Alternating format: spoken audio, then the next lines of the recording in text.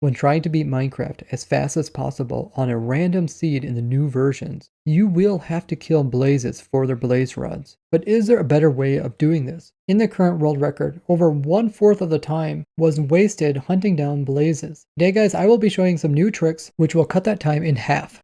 And at the end of the video, I'll talk about how you can make mob spawners spawn in mobs faster than normal using RNG manipulation. Hello there, Ray here, and having played Minecraft for the last 11 years and coming up with thousands of tricks, I'm always trying to use my knowledge to help others. As a previous speedrunner of a different game where I would speedrun 4 accounts simultaneously and break world records, I understand the aspects of speedrunning Minecraft and have spent the last few months talking to the most popular speedrunners in Minecraft random seed glitch lists and have been giving tips on how they could potentially improve their times.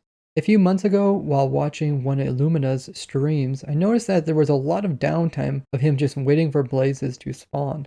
So I messaged him several different tips, including removing the floor that the blaze spawner sat on top of to increase the spawn rates. And Illumina started using this in his speedruns, and now most speedrunners use this technique. But why exactly does removing the floor make it more efficient? And is it really that much more efficient? And probably most importantly, is there anything we can do beyond this to get blaze rods faster? In this series, we'll be looking at this as well as many other tricks that speedrunners will have to use if they want to break the world record.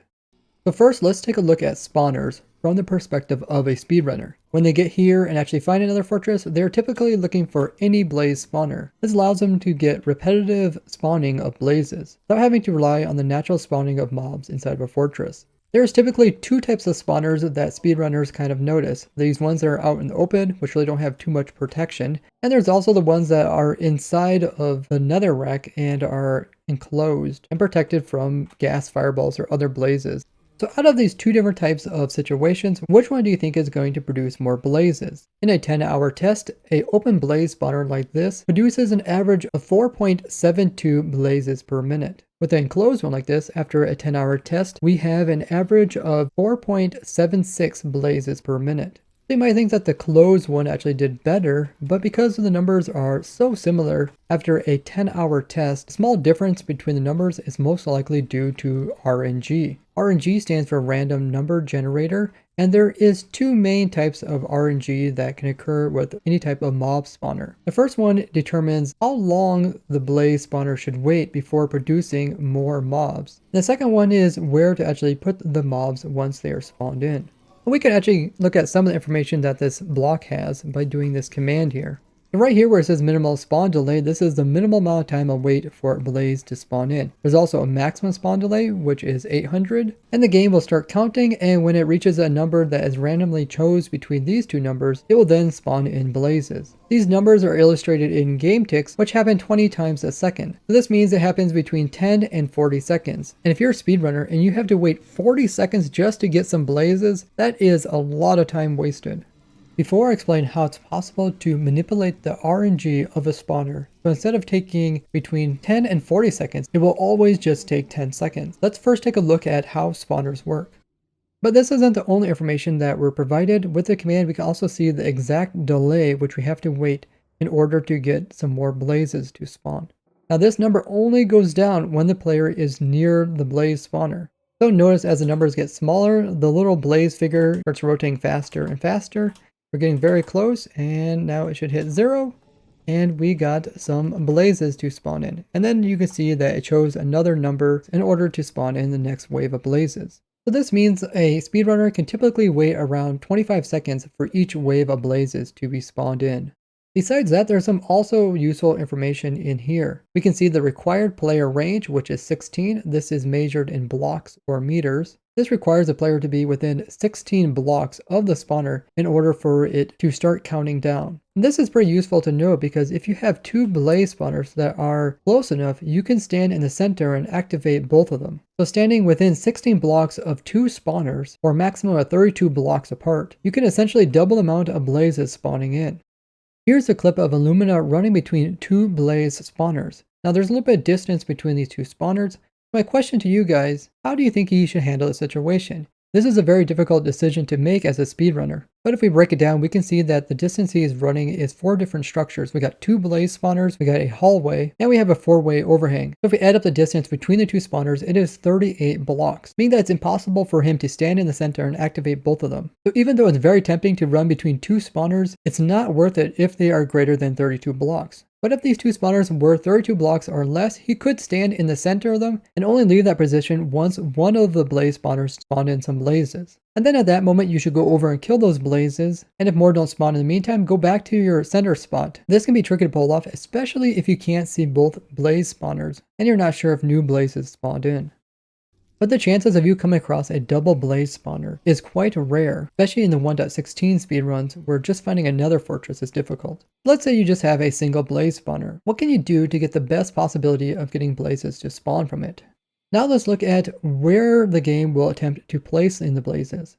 So once again, we'll take a look at the information to do with this blaze spawner. And there is something called spawn count. So this means every time the mob spawner produces mobs, it's going to produce 4 of them every single time. But you might be wondering, why don't you ever get all 4 blazes every single time? And this is because the structure that generates with a blaze spawner is very inefficient for producing the maximum amount. And we can easily calculate an ideal situation for a blaze spawner. So if we take the number of blazes which it should produce, as well as the average time it should be producing blazes, it will produce an average of 9.6 blazes per minute, which is over double the amount that this blaze spawner produces in its current form. So what would the ideal spawner look like? Well, I have an example over here. We got a spawner that is mostly air around it, but for it to be ideal, you actually have to remove the spawner itself too, because that is a block and prevents blazes from spawning. But since we need a spawner in order to have the blazes spawn in, we need to at least have this block here. So the actual perfect spawn rate for the spawner is 8.4 blazes per minute, which is still almost double that of a normal structure. But how much of this air actually needs to be around the spawner to get pretty good rates? So for that, we have to learn about how spawners actually place mobs around them. So spawners will try to place mobs out 4 blocks away from the center in all directions. That means we have a pretty big area which it wants to put in new blazes. And it will try to put the 4 blazes which it produces every single time within this area here. And because it only attempts to do this one time, if the mob is placed inside of a block, let's say the blaze tries to get placed right here where I'm standing, it will collide with these blocks and will fail. But since there is 4 of them, maybe one over here and one over here happen to make it through, and maybe another one ends up over here, and he also fails because he's touching a block. Let's go ahead and remove all the blocks which are inside of this area.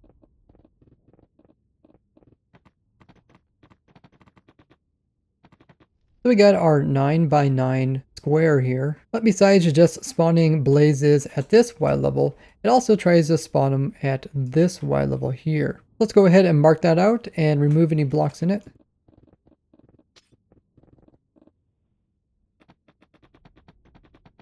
Okay, so now this area is all marked out, but the blaze spawner also spawns mobs in 1 block lower than it. Let's mark that out as well. That means everything along here. And let's remove this floor as well. So this is the normal area where the spawners will place in mobs. The blaze could spawn like right here, and he'd be about 2 blocks tall. He could also spawn here. He doesn't need a block underneath of him. He can spawn in midair. But that also means he can spawn here with his head up here. And we don't have this area marked out. So technically these blocks are also in the way, as well as any other blocks which are out at this height. This is only due to blazes being taller than a 1x1 block. And this is why when you deal with mobs that are different sizes like spiders and spider spawners, they actually need more room beyond this because they are such a big mob when they're placed in. And if they ever touch a block, they will fail. So with that marked and this removed, you can see the maximum area which blazes will try to spawn in. But even turning a open spawner like this into a perfect spawner means you would have to remove 77 blocks, which takes 39 seconds for iron pick and 30 seconds for diamond pick. But that is potentially enough time to do it between blaze spawning. If you're wondering what is the delay for blazes to spawn in on a brand new spawner, it's actually 1 second, which does make it worth visiting a second blaze spawner for some quick spawns.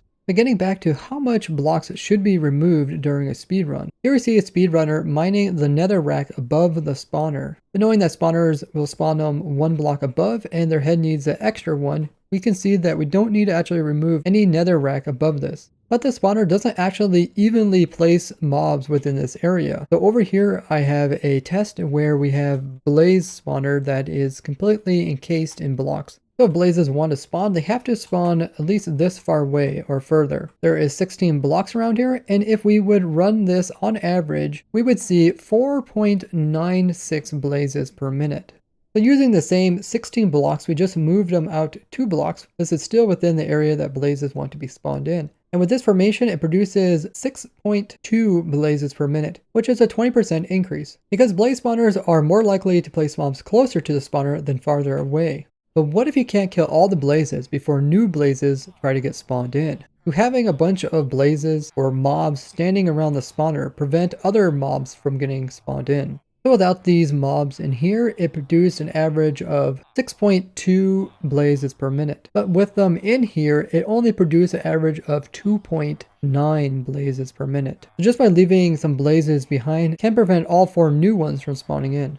And spawners also have a tag which is called max nearby entities, which is 6, meaning that if there is 6 blazes inside of the initial 9x9 3 block tall box, then the spawner will fail to place in any more. But reaching this maximum of 6 usually would never occur in a speedrun. But does the player himself actually prevent blazes from spawning in? Let's say you're standing here removing some blocks or killing some blazes. So without the player inside of this one, it produces 4.76 blazes per minute. Where if you are standing in here, it produces 4.2. So having the player in here does affect the rates. So ideally try to stand at least this far back when they are spawning in. So what a speedrunner should do is run up to a spawner. This will spawn in blazes after 1 second, kill those blazes, and then start removing the blocks from the center of the spawner outwards away from it. So remove these blocks first. You don't have to worry about that one because that one doesn't actually stop any spawning, because this block here already stops any spawning that would happen down there. And then work his way outward, doing the easiest blocks that will give the most spawn attempts for the least amount of work, while also trying to stay as far away from the spawner as possible. Then if there's any more time, he can move away farther and start removing more blocks outwards, and removing every single one of these blocks will allow one more spot to open up for them to spawn in right here. You're also removing blocks that are farther away from the spawner, meaning that these are less likely to have blazes spawn there. You can do them more towards the end. Now these blocks here, you have to remove this block to open up a spawning attempt right here, and this one to open up one here. And if you remove this one, you can also open up attempts here and here. Now if you still have time, you can remove these 2 blocks and you can start removing this railing around here. Now this railing itself is actually thinner than a normal block, so it's less likely to collide with blazes, as when the mobs are spawned in from the spawner, they don't snap to the center of blocks like normal mob spawning, but can be spawned anywhere throughout the entire area. So even on half blocks or partial blocks, meaning they could spawn right up here against this fence here and not be affected by it. So that's why I would say save this one for last to be removed. Now once this is all removed, you're almost perfect. The last thing that could be removed is just this up here. And now you just ended up with pretty much the exact same setup as we have over here. But what if there's glowstone nearby or even lava? Both of these produce lights, and having high light levels can affect mob spawning. Here's a clip of Illumina removing some glowstone that is near the blaze spawner. But did he even have to remove this light source? This depends on the mob which is being spawned from it. So in this case, we are talking about blazes. So the game looks at the blazes and sees what is the light level in which they can spawn in. And blazes are capable of spawning in light levels of 11 or lower. So it doesn't matter if it's light level 11 in this whole entire area. Like I have an example over here where I filled in the whole thing in with torches. This produces a light level of 10. And even though it's super bright in here, they can still spawn in here with the same amount of rates as if this was all air. There's 4 main light sources which you can find near your blaze spawner, and all of these have a light level of 15, meaning if you stand right beside it is 14, and then this would be 13, 12, and then this would be 11, and blazes could spawn here without a problem. So here is a marked out area of how far the light can be and not affect it. All this shroom light, you can have light of any source over here, and it won't affect the spawner rates. Now the way that the spawner checks to see if it has too much light when spawning into mobs, any new mob is going to put into the location, it will check the bottom of the foot for the light level, and if it's 11 or lower, it'll be able to spawn in. This means it only checks the same 3 Y levels that the spawner spawns in mobs. So this one, and this one. So you can actually have light this close above it, and it won't affect the spawn rates. Now getting back to the example with Illumina breaking this formation of glowstone, you can see some of the glowstone is not even within the range of affecting it. And some of the glowstone is actually a Y level higher than this, which means you can think of it as being 1 block farther back than what it really is. So the glowstone pieces right here are at the same Y level as our marker, so these will definitely affect it. And this is one of the outside edges where a blaze would spawn. So we got a light level of 13, so we go ahead and remove this one.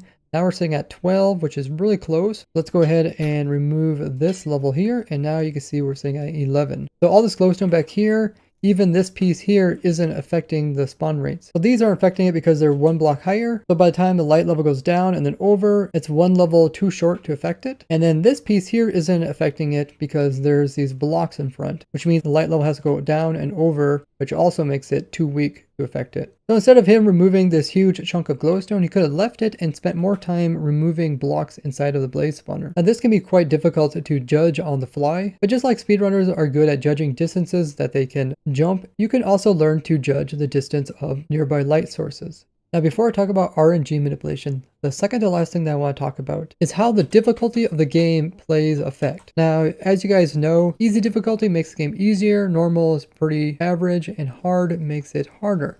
But how does this affect spawners? Well, it doesn't actually affect spawners at all, but it does affect you fighting blazes. So if you're in survival and you happen to get close to a blaze, you can see it does damage to you.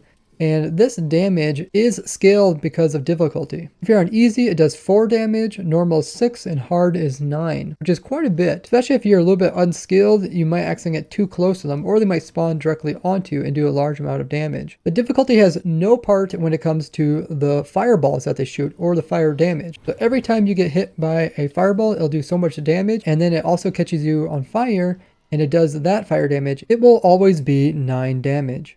Now let's talk about RNG manipulation. The spawner itself has a part in the code where it asks for a random integer, but it's actually a pseudo-random number, meaning that we can determine what number it uses. And once we know what number it's using, we can change that number to a more favorable outcome. Now we actually did this here on our server that we play on, which is ProtoTech. We actually came up with a way to manipulate the weather so that it thunders almost all the time, and we can also change it so that we can get lightning strikes, and lightning strikes will always produce skeleton horsemen. So essentially a lightning farm, and we did a lot of crazy stuff with this in our world.